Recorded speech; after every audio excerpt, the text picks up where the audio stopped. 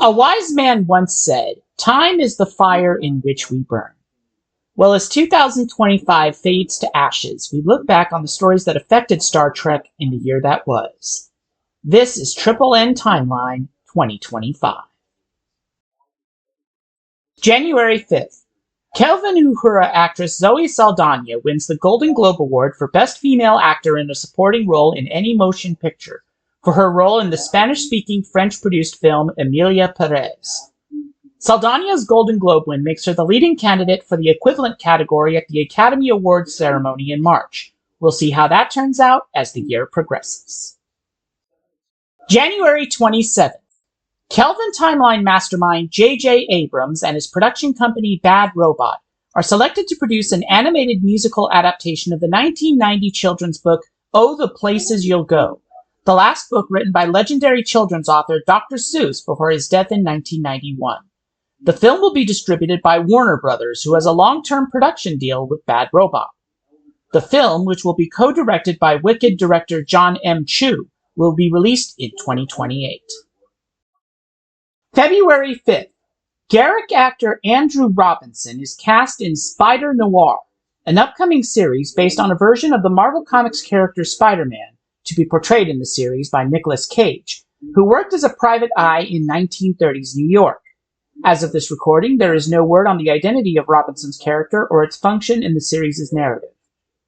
The series is scheduled for release in 2026, with each episode first airing on the MGM Plus linear channel, before being released globally on Amazon Prime Video the next day, and will be released in separate black and white and color versions.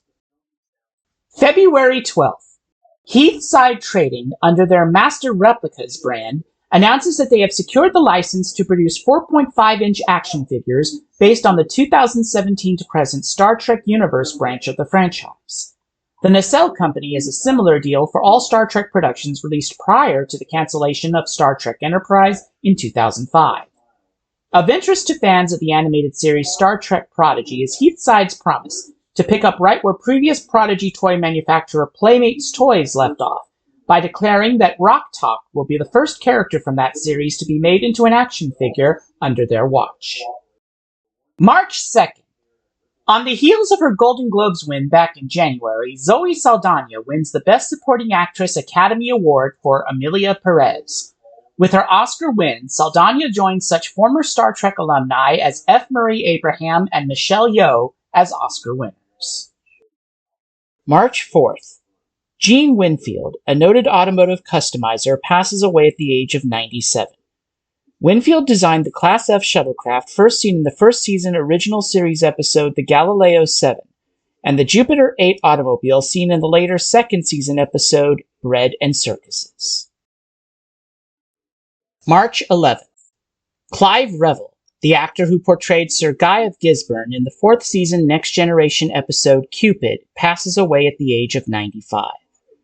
Prior to his Star Trek work, Revill was best known for being the original voice of Emperor Palpatine in the original 1980 and 1997 special edition versions of The Empire Strikes Back. However, he was replaced with Ian McDiarmid for all releases of the film from 2004 onward. April 10th. Former Star Trek writer-producer Ronald D. Moore joins the production staff of Prime Video's series adaptation of Crouching Tiger, Hidden Dragon as showrunner. This is due to Moore and his production company, Tall Ship Productions, having an overall developmental deal with series-producing studio Sony Pictures Television. In addition, Moore is also developing a series for Prime Video based on the God of War video game series in association with Sony TV. May 7th. Michael Burnham actress Sonequa Martin Green is cast in Boston Blue, a spin-off to CBS's long-running police and family drama series Blue Bloods. Her character acts as the new Boston-based partner for the character portrayed on Blue Bloods by actor Donnie Wahlberg. The series was renewed for a second season soon after its premiere on October 17th. May 13th. Netflix opts not to renew its deal with CBS for additional seasons of Star Trek Prodigy, also announcing that the series would be leaving the service in stages. Season 1 would disappear from Netflix on June 12th, while Season 2 would leave as well on New Year's Day 2026. June 6th. Star Trek Beyond co-writer Doug Young is hired by Amazon MGM Studios to serve as showrunner on its upcoming Prime Video series adaptation of the Mass Effect video game series. Reports emerge that while it will be set in the same universe, the Mass Effect TV series will not be a direct adaptation of the story of the games. June 12th. On the same day that Season 1 of Star Trek Prodigy departs from Netflix, Paramount Plus announces that the 5th season of Star Trek Strange New Worlds, set for release in 2027, will be the series' last. June 14th. As a nail in the coffin for the future of Star Trek Prodigy, the series' co-executive producer Ben Hibben is hired by Sony Pictures Animation to serve as showrunner on an upcoming Ghostbusters animated series that SPA is developing for Netflix. August 14th.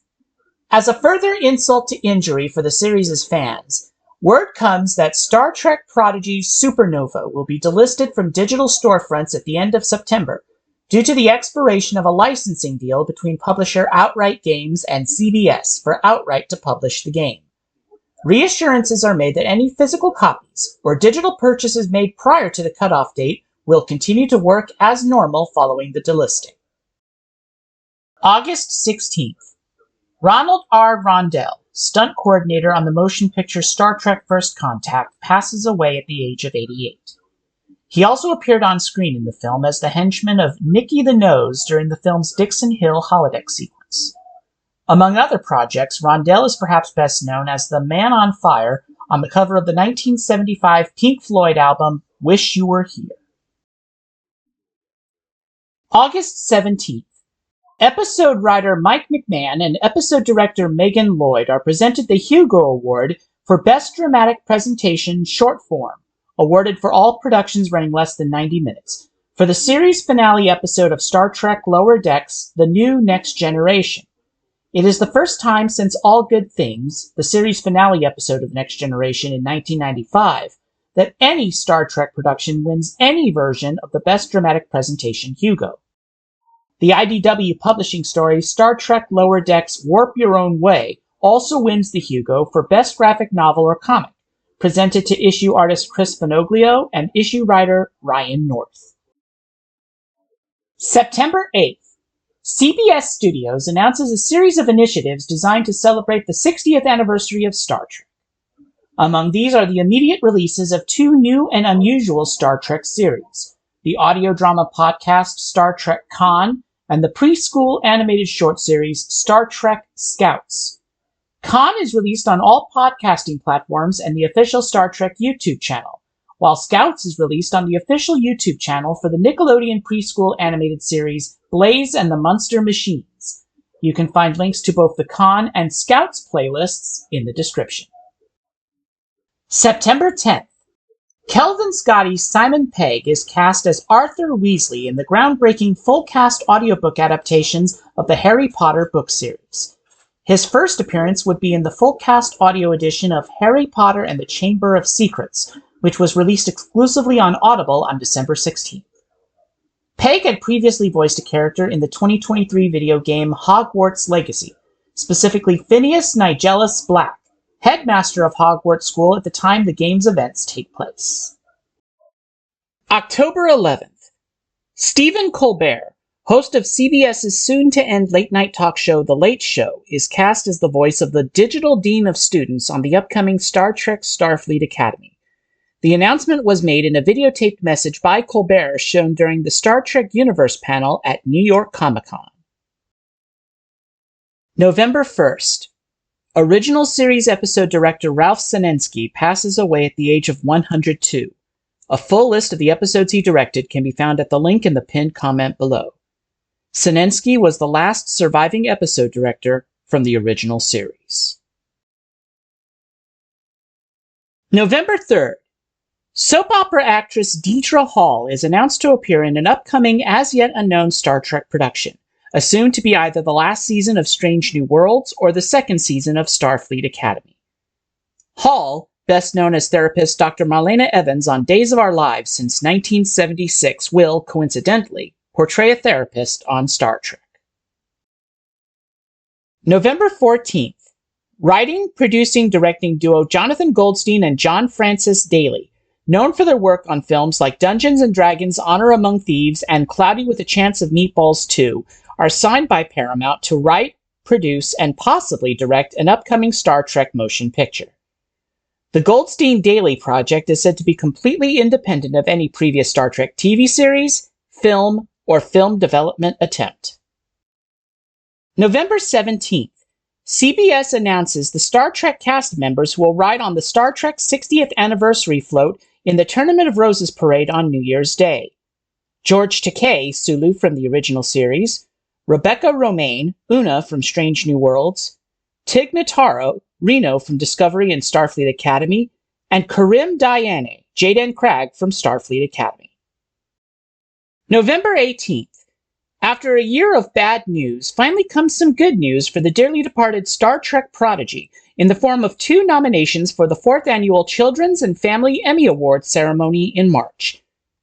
Kate Mulgrew is nominated in the category of Outstanding Multiple Role Voice Performer in a Children's or Young Teen Program for her roles as Admiral Janeway and Hologram Janeway, while writer Jennifer Muro is nominated in the category of Outstanding Writing for a Children's or Young Teen Animated Series for writing the 2nd season Prodigy episode The Devourer of All Things Part 1. December 4th. Cary Hiroyuki Tagawa, the actor who portrayed the Mandarin Bailiff in the pilot episode of The Next Generation Encounter at Farpoint, passes away at the age of 75. He was billed simply as Cary Hiroyuki for his appearance. Tagawa is perhaps best known for his role as Sorcerer Shang Tsung in multiple entries of the Mortal Kombat franchise. December 20th. Production on Star Trek Strange New Worlds comes to an end with the completion of the final episode, scheduled for release in 2027, directed by series co-creator Akiva Goldsman. December 23rd. On the heels of the completion of filming on Star Trek Strange New Worlds comes word on the casting of 2 original series characters seen in that final episode, revealed to focus on James T. Kirk's first day as Captain of the Enterprise. Thomas Jane, known for roles in films such as 2004's The Punisher and series such as Amazon's The Expanse, will play Dr. Leonard Bones McCoy, while stage actor Kai Murakami, known for stage work in productions such as the Royal Shakespeare Company's adaptation of My Neighbor Totoro, will portray Hikaru Sulu in his television acting debut.